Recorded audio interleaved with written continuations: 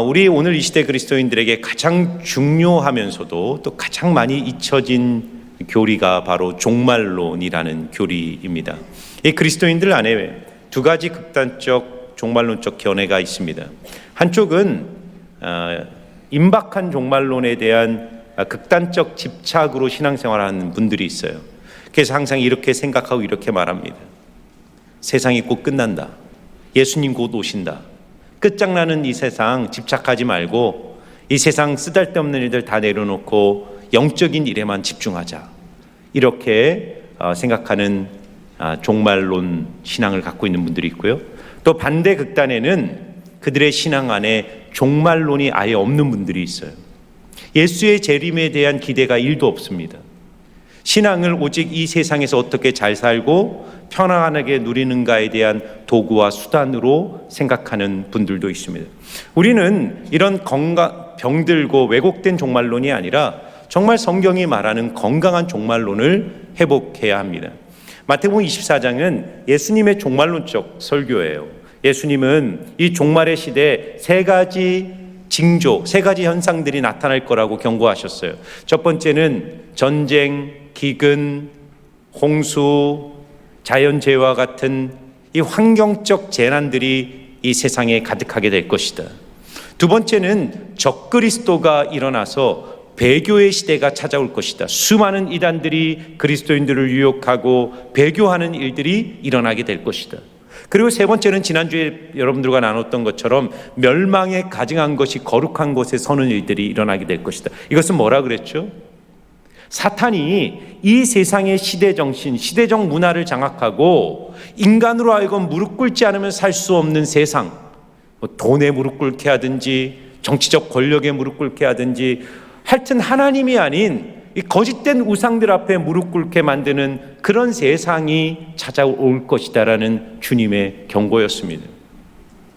예수님께서 오늘 우리에게 이런 종말론적 현상들을 이야기하고 있는 이유는 무엇일까요? 너희들이 그런 시대적 징조를 볼 때, 시도적 현상을 볼 때 그런 시대에 유혹당하지도 말고 굴복하지도 말고 믿음으로 당당히 시대와 싸워 이기라고 주님이 말씀하시는 것입니다. 오늘 말씀을 통해 우리는 어떻게 이 시대를 이기는 건강한 신앙의식을 가지고 살아야 하는가, 세 가지 신앙의식에 대해 여러분과 나누겠습니다. 첫 번째는 예수님이 가까이 오셨음을 우리는 날마다 의식해야 한다는 것입니다. 자, 32절부터 34절인데요. 우리 뜻을 생각하면서 우리 한 목소리로 하나님의 말씀을 읽겠습니다.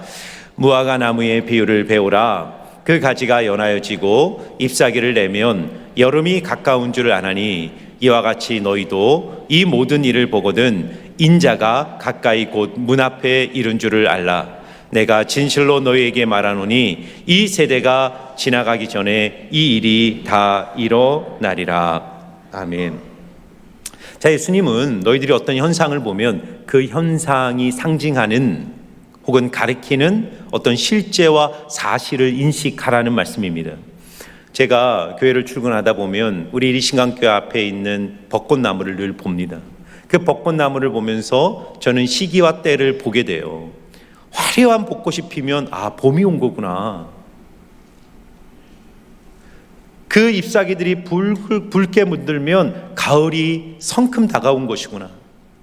앙상한 가지를 드러내면 어느덧 이 땅에 겨울이 찾아온 것이구나 라는 것을 알게 됩니다. 예수님께서 지금 32절에 그 말씀을 하시는 거예요.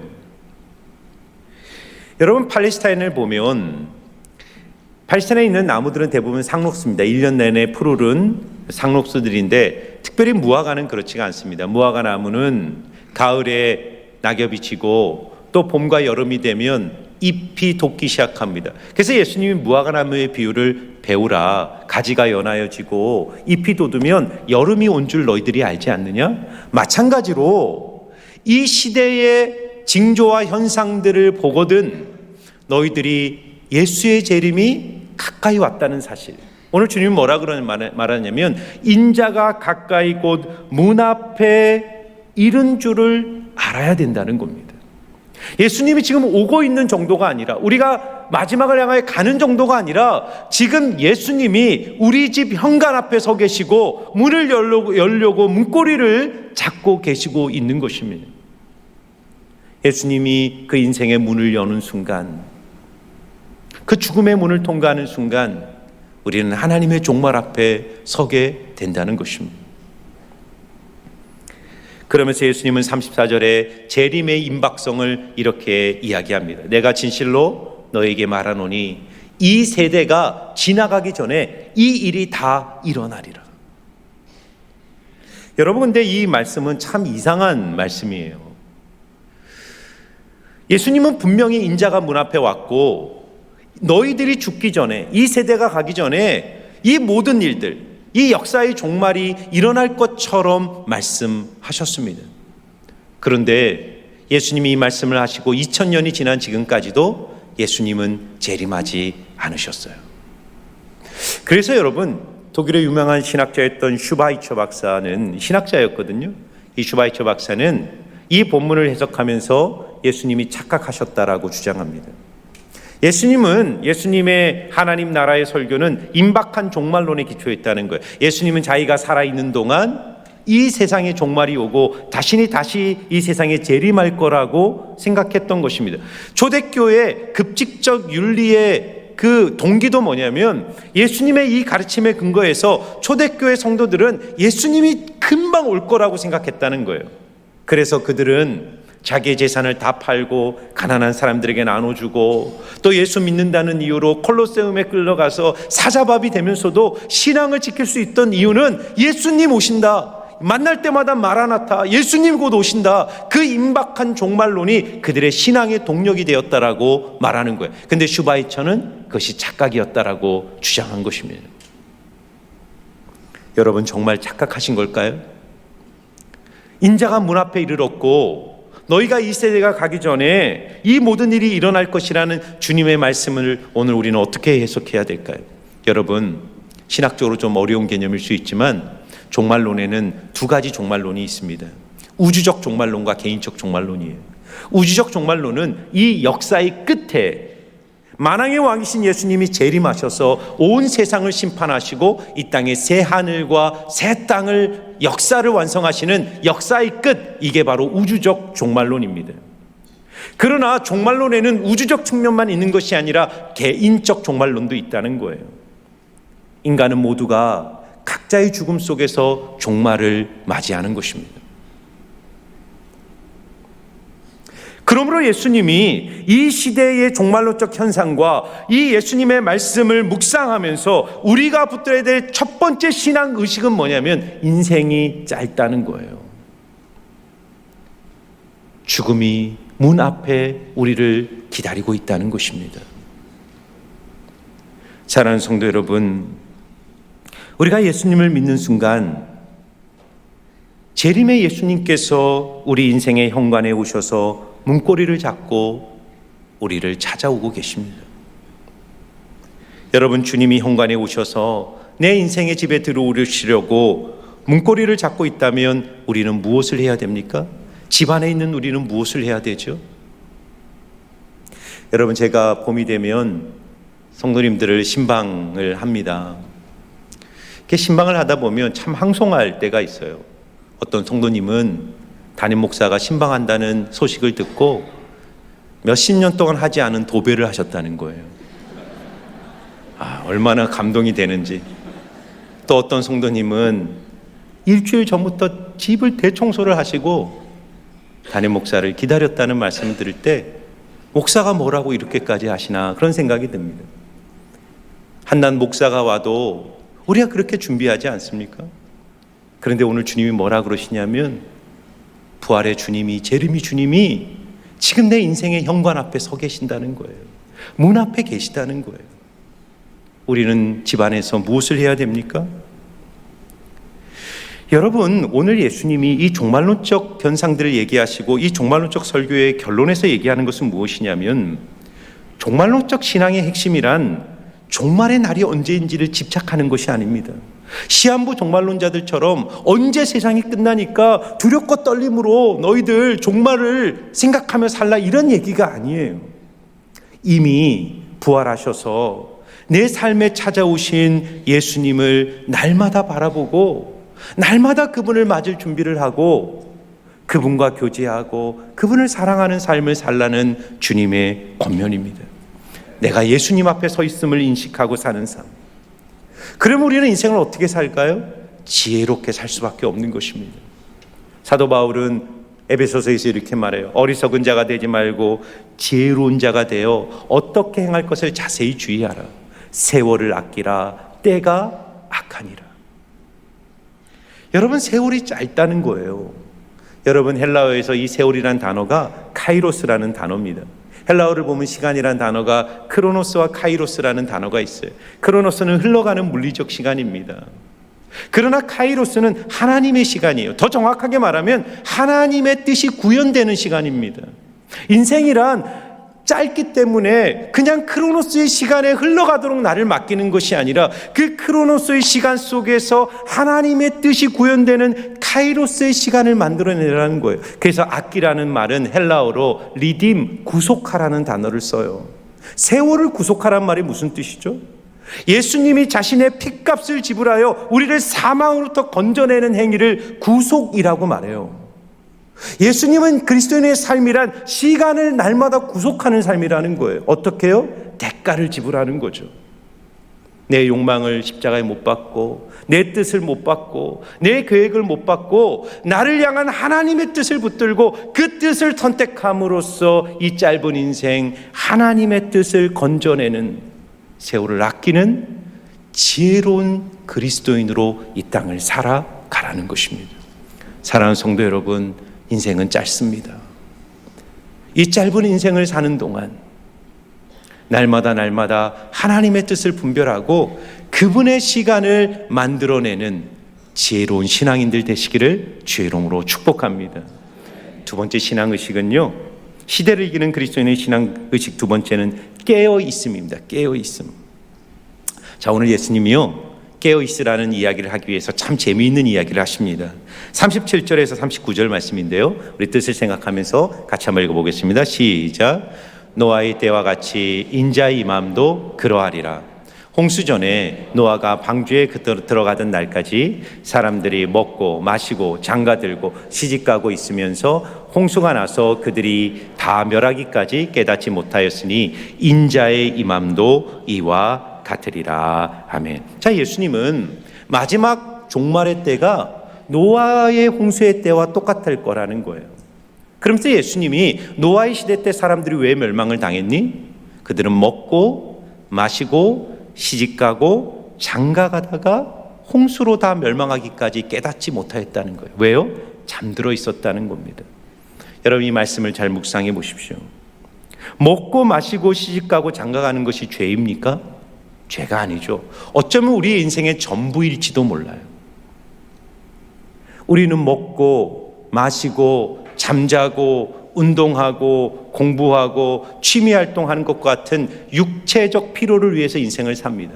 어쩌면 인생의 가장 기초적 행복은 우리의 육적 활동에서 오는 거예요. 먹고 마시는 것으로 대표되는 육의 필요가 우리의 인생의 어쩌면 많은 부분을 구성하고 있어요. 그러나 이런 육의 필요만을 가지고 인생은 행복할 수 없기에 사람들은 혼적 필요를 추구하는 거예요. 인간은 혼을 가지고 있고 인격을 가지고 있고 사회적 동물이기 때문에 시집가고 장가가면서 가정을 만들고 자녀를 낳고 공감하고 소속되고 그런 사회망을 형성하면서 육적 필요 위에 혼적 필요를 채우며 인생을 살아가는 것입니다. 그게 뭐가 잘못이죠? 그런데 예수님이 뭘 지적하는 겁니까? 그게 잘못이 아니라 인간의 삶의 가장 본질적인 영역, 영적 삶이 상실되어 있었던 노아 시대 사람들에 대한 이야기를 하는 거예요. 하나님을 알고 그분과 교제하고 그분의 뜻을 이루고 그분께 기도하고 그분을 사랑하는 삶을 다 잃어버린 채 영적으로 잠든 채 인생이 마치 육적 필요와 혼적 필요를 위해서 사는 것이 전부인 것처럼 알며 그렇게 살다가 홍수가 날 때까지 그것을 깨닫지 못한 채 살아갔던 사람들, 그것이 바로 종말의 시대에 나타나는 현상이라는 것입니다. 여러분, 오늘 더 재미있는 얘기를 하세요. 40절 41절을 보세요. 예수님은 영적으로 깨어 있다는 것의 의미를 이런 이야기로 하세요. 그때 두 사람이 밭에 있음에 한 사람은 데려가고 한 사람은 버려둠을 당할 것이요, 두 여자가 맷도질을 하고 있음에 한 사람은 데려가고 한 사람은 버려둠을 당할 것이니라. 여러분, 영적으로 깨어 있는 삶이 뭘까요? 지금 예수님은 한 사람은 교회에서 예배하다가 데려감을 당하고 한 사람은 세상에 있다가 버려둠을 당했다 이렇게 말하지 않아요. 한 사람은 전도하다가 하나님께 데려감을 당하고 한 사람은 술집에 있다가 버려둠을 당했다 이렇게 말하지 않습니다. 영적인 삶이란 외형적 삶의 형태에 의해 결정되는 게 아니라는 것입니다. 우리 그리스도인들도 똑같이 일상을 살아가는 거예요. 우리도 몸이 있고 혼이 있기 때문에 일을 하고 공부를 하고 가정을 이루고 자녀를 키우고 그런 모든 일상을 살아가지만 이상하게 한 사람은 하나님이 데려가시고 한 사람은 버려둔다는 거예요. 영적인 삶은 대단히 내밀하고 은밀하지만 그것이 결국 우리의 삶을 결정하고 우리의 영원한 운명을 결정한다는 것을 주님은 말씀하시는 것입니다. 여러분, 왜 예수님은 우리에게 재림의 때를 알려주지 않을까요? 오늘 36절을 보면 주님이 이렇게 얘기하세요. 그날과 그때는 아무도 모르나니 하늘의 천사들도 아들도 모르고 오직 아버지만 아시느니라. 여러분, 예수님이 만일 우리에게 2024년 12월 31일 날 내가 재림할 거야 이렇게 알려주신다면 우리가 얼마나 신앙생활을 잘할까요? 그죠? 정말 잘하지 않겠습니까? 매일 기도하고 그동안 못 읽었던 성경도 그냥 하루에 1독씩 하지 않겠습니까? 그런데 주님이 알려주지 않아요. 이단들은 그것을 안다고 얘기합니다. 이단들은 언제 오니까 너희들 세상 일 다 버리고 종교적인 일에 매진해라. 그러니까 이단들은요, 이 시한부 종말론이나 금시적 종말론을 통해 인간을 가스라이팅하면서 그렇게 인간에게 혼신을 끌어내는 거예요. 그런데 예수님은 그렇게 하지 않는다는 거예요. 왜 알려주시지 않죠? 개인적 종말론이든 우주적 종말론이든 어느 날 도적처럼 우리의 인생의 종말이 찾아오게 하신 이유는 뭐죠? 여러분, 만일 몇 날 몇 시에 이 종말이 오거나 내 죽음의 때를 안다면 우리는 어쩌면 신앙생활을 잘할지도 몰라요. 그러나 그 신앙의 동기는 주님을 위해서 하는 것이 아니라 그 종말의 때에 내게 주어질 상과 벌 때문에 하는 것 아니겠습니까? 주님이 우리가 깨어있기를 원하는 것이 뭐죠? 주님이 정말 우리 안에 받기를 원하는 것은 주님이 오실 때 우리가 받을 상과 벌 때문에 주님을 섬기는 것이 아니라 주님이 눈에 보이지 않아도 그분이 우리의 인생에 언제 찾아오시는지 우리가 알지 못해도 하루하루를 깨어서 내 인생의 문 앞에 계신 주님을 바라보고 그분께 기도하고 그분과 교제하며 그분 자체로 사랑하는 진실한 신앙인이 되기를 주님이 원하시는 것입니다. 그러므로 사랑하는 여러분, 저는 요한계시록 3장의 라오디게아 교회가 생각이 났어요. 라오디게아 교회의 신앙적 문제는 여러분 잘 아지만 차지도 뜨겁지도 않은 신앙이었어요. 너희가 차든지 뜨겁지 않아. 미지근하면 내 입에서 토하여 내리라. 라오디게아 교회가 왜 이런 신앙으로 변질되었을까요? 그 이유를 3장 17절에 예수님은 이렇게 말해요. 내가 말하기를 나는 부자라 부유하여 부족한 것이 없다 하나 내 공고한 것과 가련한 것과 가난한 것과 눈먼 것과 벌거벗은 것을 알지 못하는도다. 라디오아 교회는 부유한 교회였어요. 성도들이 돈이 많았습니다. 물질적 가치와 육적인 필요와 이 세상적 가치에 마음을 다 빼앗겨서 자신의 영혼이 얼마나 공고하고 가련하고 가난하고 눈멀고 벌거벗은 것을 알지 못한 채 나는 괜찮다, 나는 부유하다, 나는 행복하다라는 거짓된 세상적 가치에 매여 그렇게 살고 있었던 거예요. 그래서 주님이요, 이 라오디게아 교회를 위한 치료책으로 주신 말씀이 우리가 너무나도 잘 알고 있는 요한계시록 3장 20절 말씀이에요. 같이 한번 읽어볼까요? 시작. 볼지어다 내가 문 밖에 서서 두드리노니 누구든지 내 음성을 듣고 문을 열면 내가 그에게로 들어가 그와 더불어 먹고 그는 나와 더불어 먹으리라. 아멘. 여러분, 우리는 이 말씀을 예수 믿지 않는 불신자들에게 전하는 말씀이라고 생각하지만 성경 문맥을 보면 사실은 이거는 불신자들에게 주는 말씀이 아닙니다. 예수님이 내 마음에 오셨지만 그분을 내 영 깊은 마음에 모시지 않고 문 밖에 세워둔 채 영이 잠들어져서 그저 세상에 취해서 살아가는 그리스도인들에게 주님이 이 말씀을 하시는 거예요.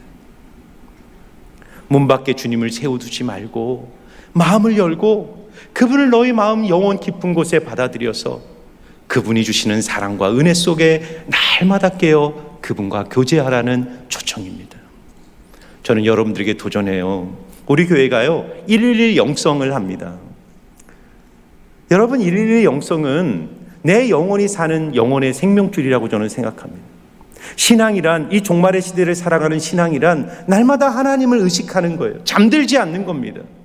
잠들지 않기 위해서는 노력해야 돼요. 어떻게 해요? 여러분, 다음 주면 이 111 영성 노트가 내년에 새롭게 나오게 될 거예요. 이 안에는요 하루 20분 공동체 성경 읽기를 통해 하루를 시작하며 하나님의 음성을 듣고요, 하루를 마감하면서 오늘 하루 동안 주님이 내게 주신 은혜와 감동이 뭔지를 감사의 제목으로 적어보고요, 인생에 염려가 있으면 그것을 기도 제목으로 적어봐서 하나님이 내 인생의 염려들을 어떻게 응답해 주셨는지를 확인하면서, 아, 하나님이 내 인생에 계시는구나, 하나님이 나를 사랑하시는구나, 그거를 날마다 의식하고 확인하면서 하루하루 살아가는 방법밖에 없습니다. 다음 주에 여러분 꼭 이 책을 다 구입하세요.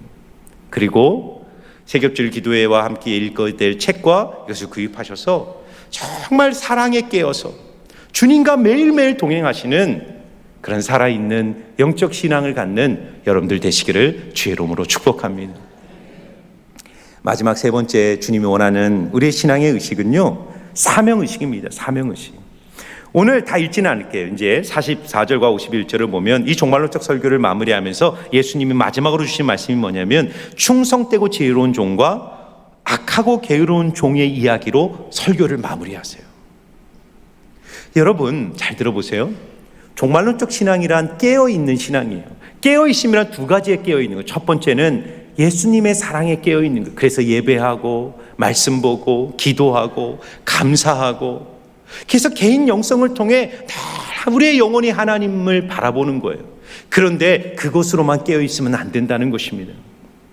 여러분, 종말론적 설교를 보면, 예수님의 이 비유라 이런 종말론에 대한 설교를 보면 항상 등장하는 비유가 있는 것은 뭐냐면, 종들에게 달란트나 뭔가를 맡기고 떠나는 주인의 이야기가 이 종말론의 설교에 늘 등장합니다. 그것은 뭘 말하냐면 우리의 인생에 감당해야 될 사명이 있음을 말하는 것입니다. 종말론적 신앙은 주님의 사랑에 깨어 있는 것도 있지만 결국은 하나님이 내 인생에 맡기신 사명에 깨어 있으라는 것입니다. 여러분, 이제 다다음 주 성탄절 설교 끝나고 그 다음 주부터 보게 될 마태복음 25장을 보면 세 가지 종말론적 비유가 나와요. 비유. 첫 번째 비유가 뭐냐면 열처녀 비유가 나와요. 열처녀 비유. 이 열처녀 비유는 종말론적 신앙을 갖고 있다면 잠들지 말라는 거예요. 제가 앞에서 말한 내용과 똑같은 거예요. 기름을 준비해라. 기름을 준비해서 잠들지 말아야지 신랑을 맞이한다는 거예요. 그 기름이 뭐냐면 성령 안에서 부어지는 사랑이에요. 사랑, 예배의 감격, 그 불이 꺼지면 안 된다는 겁니다. 그리고 너희들이 잠들지 않았다면 두 번째는 뭐냐면 달란트 비유입니다. 주인이 가면서 5달란트, 2달란트, 1달란트를 맡기고 주인이 가요. 이 달란트가 뭘 상징하죠? 우리의 인생입니다. 우리의 인생에 주인의 사명이 담겨져 있다는 겁니다. 하나님이 내게 주신 시간, 하나님이 내게 주신 물질, 하나님이 내게 주신 재능, 내 인생의 모든 자원들 안에는 하나님의 뜻이 있다는 거예요. 주님이 마지막 날 오셨을 때 너가 얼마나 뜨겁게 기도하고 사랑했느냐도 물으시지만 내가 너에게 맡긴 달란트로 너는 무엇을 했느냐를 물으실 거예요. 사명을 감당했느냐라고 물으실 것입니다. 여러분, 그 사명이 뭔지 아세요? 그래서 세 번째 비유가 나오는 겁니다. 양과 염소의 비유입니다. 마지막 날 주님이 오실 때 온 인류를 양과 염소로 구분하신다는 거예요. 멸망받을 염소와 영생을 얻을 양으로 구분하시는데, 이 구분의 기준이 뭐냐면 마태복음 25장 40절입니다. 같이 한번 읽어볼까요? 시작. 임금이 대답하여 이르되 내가 진실로 너희에게 이르노니 너희가 여기 내 형제 중에 지극히 작은 자 하나에게 한 것이 곧 내게 한 것이니라. 아멘. 참 놀라운 것은요, 하나님이 영생과 영벌을 구분하는 기준은 믿음이나 종교활동이 아니었어요. 내가 헐벗을 때, 내가 배고플 때, 내가 감옥에 있을 때, 병들었을 때 너는 와서 나에게 먹을 걸 주었고 옷을 입혀줬고 위문했고 나를 돌아봐 주었다는 거예요. 영벌을 받을 사람들도 똑같아요. 너희는 내가 병들었을 때 돌아보지 않았다는 겁니다. 그때 사람들은 우리는 주님을 만난 적도 없습니다. 그때 예수님이 이 말씀을 하는 거예요. 너희 중에 있는 지극히 작은 자에게 한 것이 내게 한 것이니라. 여러분, 인생은 투자입니다. 하나님이 내게 주신 달란트를 투자하는 거예요. 그래서 여러분, 아까 얘기한 것처럼 우리도 똑같이 맷돌질을 하고 똑같이 밭에 있는 겁니다. 하나님 내게 주신 시간, 재능, 두뇌, 열정, 그걸 가지고 최선을 다해서 이윤을 남기는 겁니다. 그런데 중요한 물음이 있어요. 중요한 물음을 던져야 돼요. 내가 왜 공부하는 것이지? 내가 왜 돈을 벌려고 하는 것이지? 내가 왜 성공하려고 하지? 내가 왜 가지려고 하지? 그 달란트를 가지고 얻은 이윤을 가지고 나는 내 욕망과 내 이익을 위해서 투자하며 살고 있는지, 아니면 하나님이 주신 인생의 자원을 가지고 영혼들과 세상과 사람들을 위하여 섬기기 위하여 투자하고 있는지를 물으셔야 됩니다. 왜냐하면 주님이 마지막 날 우리에게 묻는 것이 바로 거기에 있기 때문이에요. 사랑하는 성도 여러분, 이 종말회를 살아가는 여러분들, 말씀과 사랑 안에서 늘 깨어 있으시기를 주의 이름으로 축복합니다. 그리고 여러분, 주변을 돌아보십시오.